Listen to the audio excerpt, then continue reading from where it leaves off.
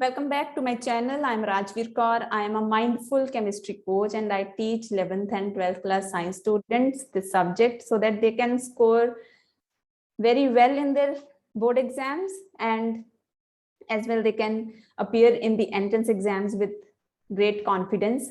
So I just don't work on, I don't just tell them that they need to only solve the questions. First, we need to have the basic conceptual clarity. Only then it is important to move into doing the practice. Both are important, but the sequence should be the right sequence, right? First, we need to know what is the basic concept, and then we definitely need to do a lot of practice. So students, what they do is they just jump into solving questions, and then when they do not get solved, they get depressed. The fact is they are not having the basic conceptual clarity. So I highly recommend you, if you are a science student and if you are appearing in your board exams, you need to have a lot of conceptual clarity, and at the same time you need to do a lot of practice also. If you want to learn from me, I will be giving you the link to my Facebook profile, and to my Facebook Messenger, you can send a message if you want to learn from me the basic concepts of chemistry, only for 11th and 12th class. This is only for 11th and 12th class science students, all right? So we are continuing on the question solving for chapter number one of 11th class, that is the some basic concepts of chemistry. We have done already up to the question number 20. Now we are moving into question number 21 to 25 in this very video. So let us now start with it. So question number 21 is, the following data are obtained when dinitrogen and dioxygen react together to form different compounds. Okay, we have been given a data. Here we have mass of dinitrogen. Dinitrogen means N2. Here we have mass of dioxygen. It is O2. So that the values of the masses have been given as 14 gram here, and it reacts with oxygen 16 gram. Second is 14 gram here. Here it is 32 gram. Then third one is 28 gram here and 32 gram here. Fourth one is 28 gram here and 80 gram here. All right. Now we need to, what we need to do is we need to tell which law of chemical combination is obeyed by the above experimental data and give the statement for that law. So there are 4 laws of chemical combination: law of conservation of mass, reciprocal proportions, multiple proportions, and constant composition. Okay, so hope you know these laws. Now we need to find out in this very question which law is being obeyed. All right, now what we will do is, you can just choose any of the 2 elements of your choice. Either you can choose nitrogen or you can choose oxygen, whatever you like. Okay, and you need to fix the amount of one of the 2 elements. For example, if I take nitrogen, I'm fixing the amount of nitrogen. So for all the 4 values, I will take nitrogen equal to 14 gram. 14 gram, 14 gram, 14 gram, and 14 gram. Now I need to see in all the 4 cases, the amount of dioxygen that will react with 14 gram of nitrogen. So in the first case, 14 gram of nitrogen is already given and 14 gram of nitrogen is reacting with 16 gram of dioxygen. So I can just directly take this value.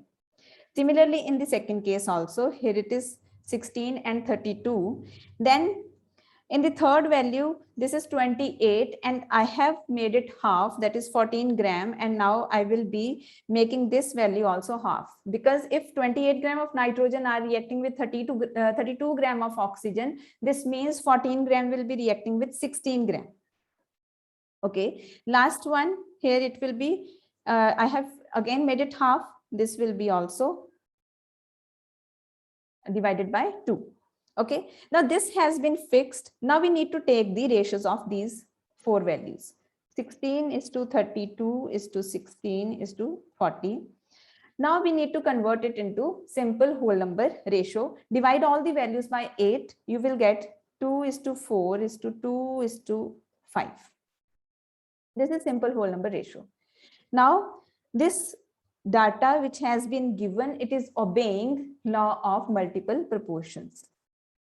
Law of multiple proportions.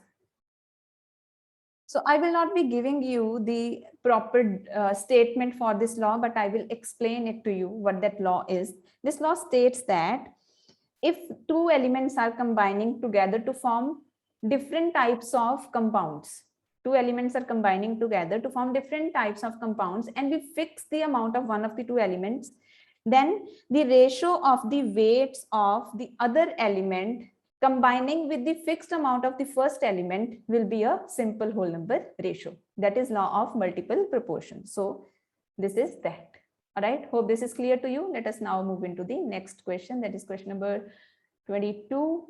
And let's see what is the statement for that. If the speed of light is, no, just wait. There is a part B to this question also. Fill in the blanks. We need to fill in the blanks. Fill in the blanks. So here the first part is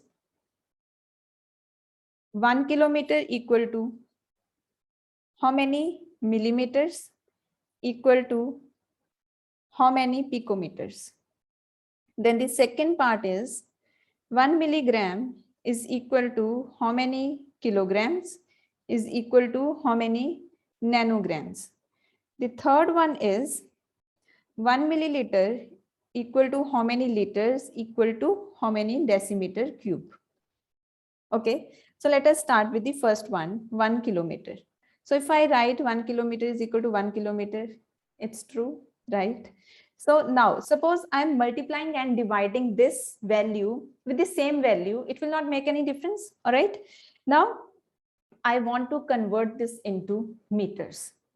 Now I will be taking 1 kilometer in the denominator, and here I will be writing 1 kilometer in meters. So 1 kilometer is equal to 1000 meters. So I'm writing here 1000 meter multiplied by, now this meter I want to convert it into centimeters. So I will keep 1 centimeter in the, not 1 centimeter, just I will keep 1 meter in the denominator so that it gets cancelled. Now 1 meter contains how many centimeters? 100 centimeters. Okay, now we need to convert the centimeter into millimeter because our final is millimeter. So 1 centimeter is equal to 10 millimeters. So here I will be writing 1 centimeter, here I will be writing 1 millimeter. Okay, 10 millimeters, because 1 centimeter is equal to 10 millimeters. So now this will be equal to, kilometer cancels with kilometer. This is all cancelling out. Now what will be the last value? It will be 10 raised to the power 6 millimeter. Okay, so here you can write 10 raised to the power 6. Next, we need to convert this 10 raised to the power 6 millimeter into picometer. So what will be the value in picometer? So 10 raised to the power 6 millimeter is equal to 10 raised to the power 6 millimeter. No doubt in that.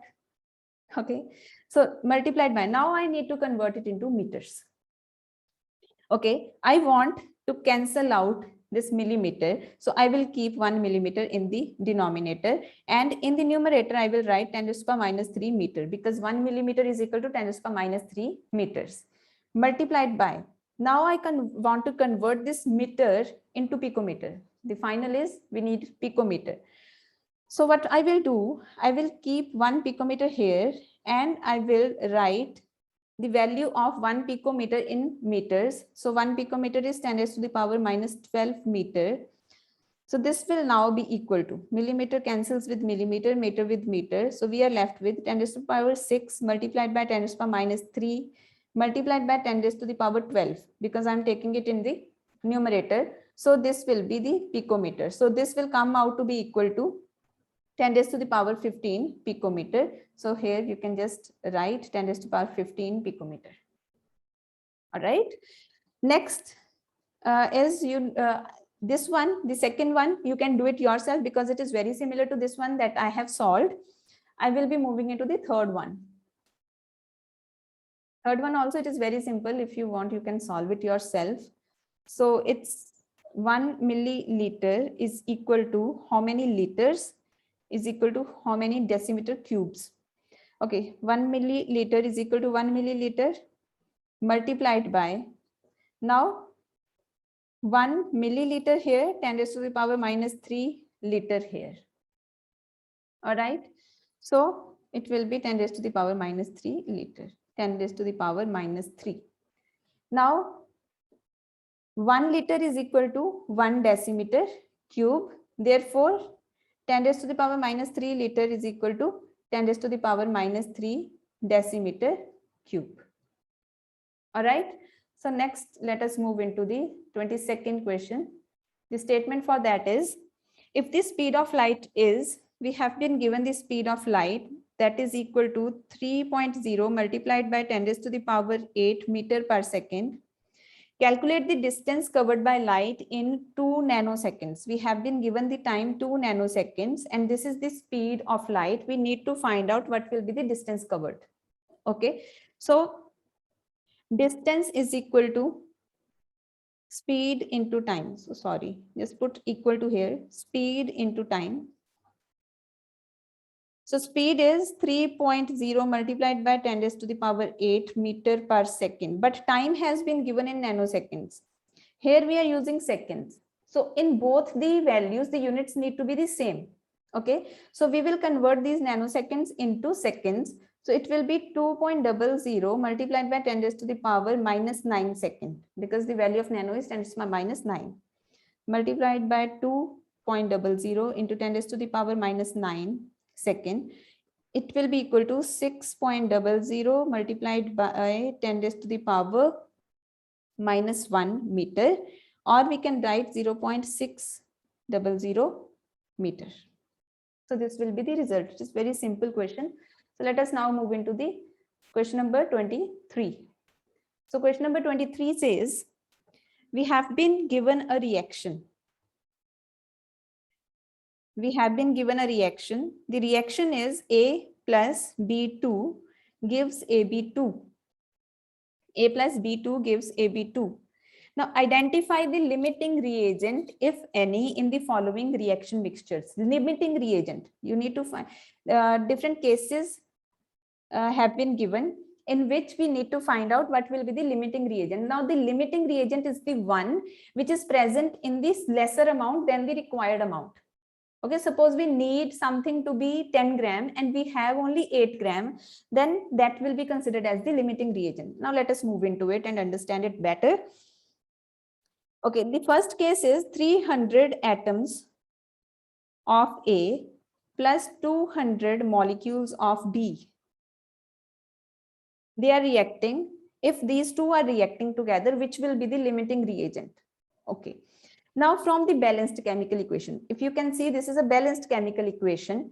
From this, we can say that if one atom of A is reacting, it needs one molecule of B.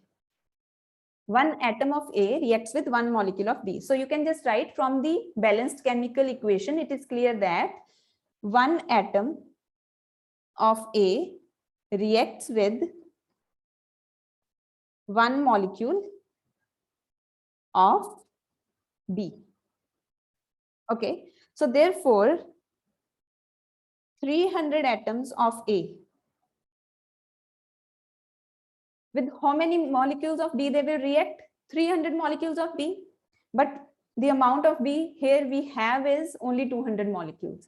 We need 300 molecules because one is reacting with one. This means 300 will be reacting with 300, but we have only 200 molecules of B. This means B will be the limiting reagent in the first case.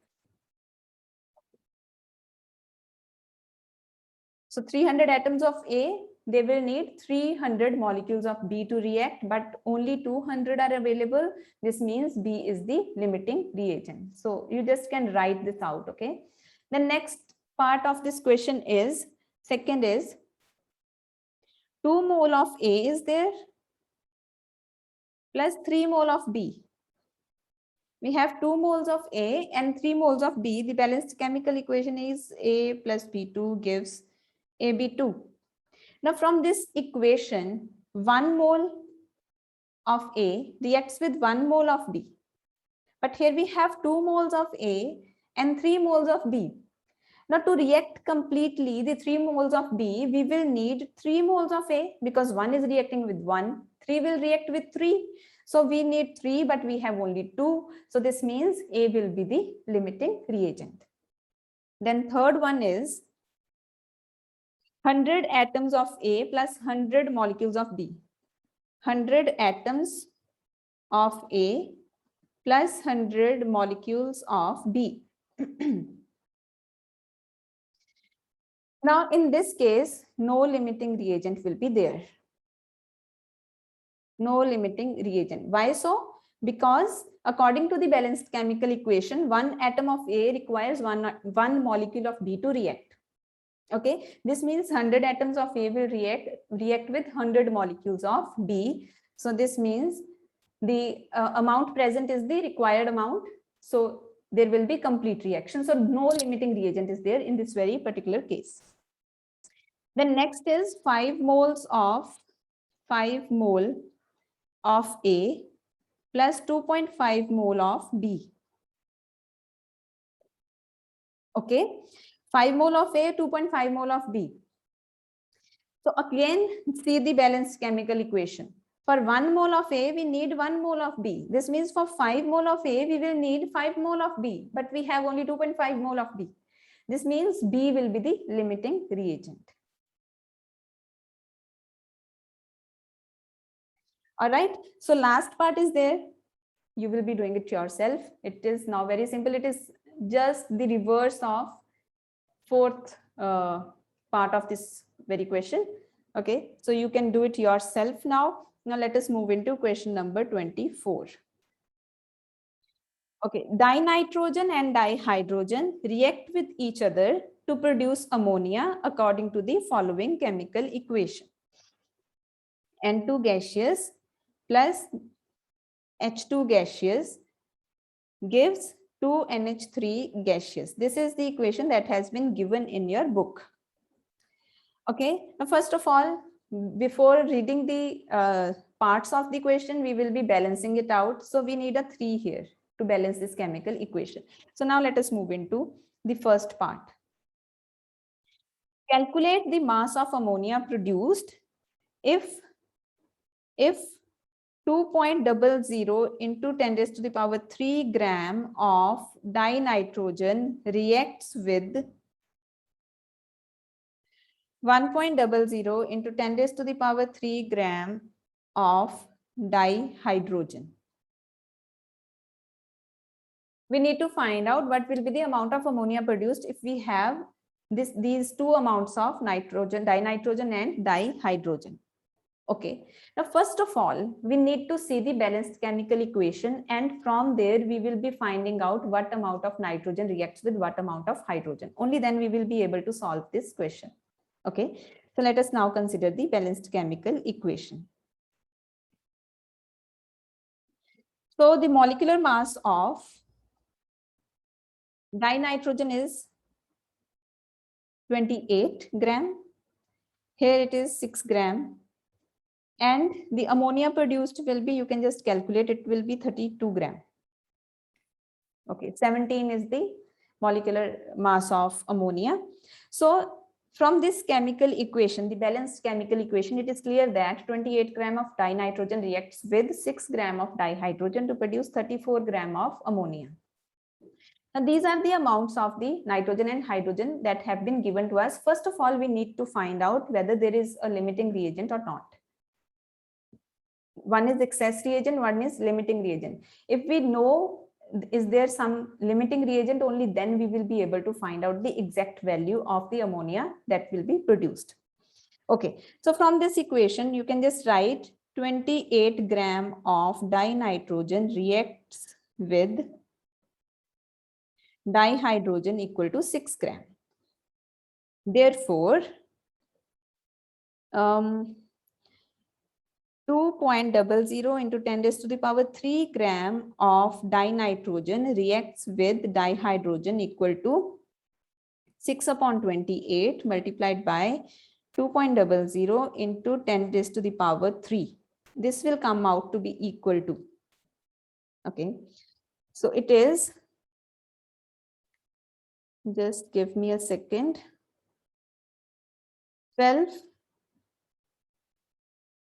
divided by 28 equal to 0.428 into 10 raised to the power 10 raised to the power 3. Now this is the amount of hydrogen required. This is the amount of hydrogen required. So what is the amount of hydrogen which is available? Available is 1.00 into 10 raised to the power 3 gram. So this much gram is required, but we have more than that. We have more amount than what is required. This means hydrogen will be the excess reagent and nitrogen will be the limiting reagent. All right. So from this we can say now nitrogen will react completely because it is the limiting reagent. Now on the basis of the amount of limiting reagent, we will find out what will be the amount of ammonia produced. So you just can write nitrogen is the limiting reagent. Therefore the amount of ammonia produced will depend upon the amount of nitrogen available. So from the balanced chemical equation, 28 gram of N2 produces ammonia equal to 34 gram. Therefore, how much nitrogen was there? 2.00 into 10 raised to the power 3 gram of nitrogen produces ammonia equal to 34 upon 28 multiplied by 2.00 into 10 raised to the power 3 gram. So it will be equal to 68 divided by 28 equal to 2.43 multiplied by 10 raised to the power 3 gram. So this much amount of ammonia will be produced. Okay, so first part is solved. Will any of the two reactants remain unreacted? Second part. Will any of the two reactants remain unreacted? Yes. That will be hydrogen because it is present in excess amount. It is present in more amount than the required amount. All right. And the third part is,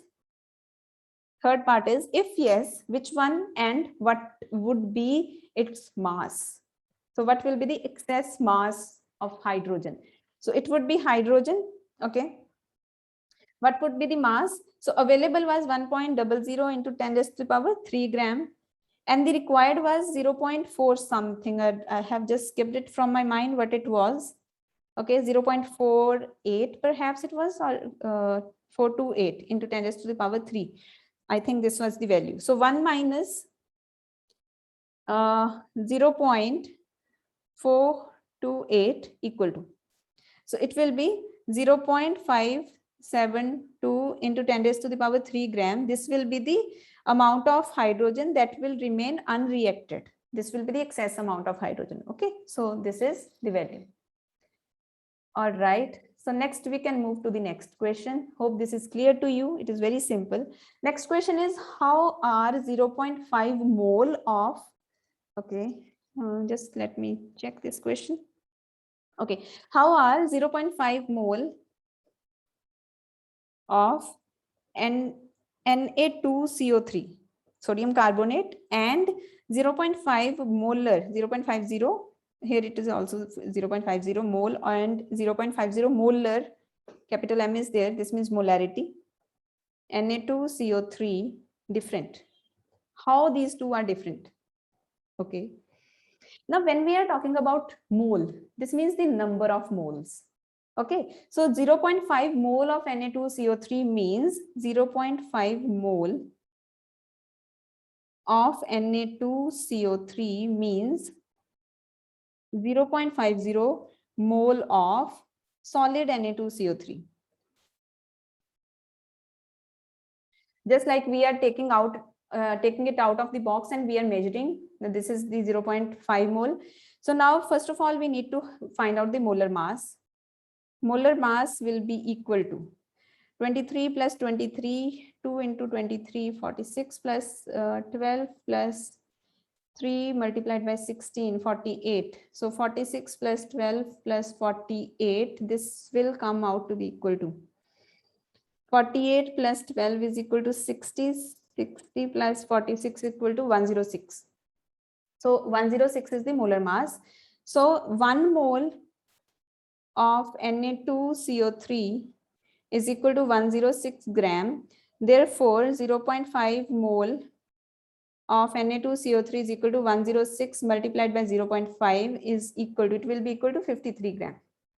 So if we are talking about 0.5 mole of Na2CO3, this means we are talking about solid Na2CO3, which is 53 gram of that. Okay. When we are talking about 0.50 molar, 0.50 molar means solution of Na2CO3 with concentration 0.50 mole per liter. That is, this is the molarity. Okay, this means 53 gram of Na2CO3 have been dissolved in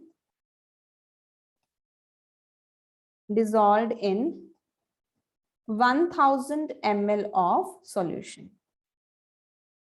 Okay, so 0.50 molar means the solution is there. 0.50 mole means the solid Na2CO3 is there. That is 53 gram of Na2CO3. Hope this is clear to you. And this was question number 25. So we are done for the questions for this very video. All right, in the next video, I will be taking up the next 5 questions, and you can just take a break and then come to the next video, watch the solutions for the next 5 questions. All right, so bye-bye for now. I will see you in the next video.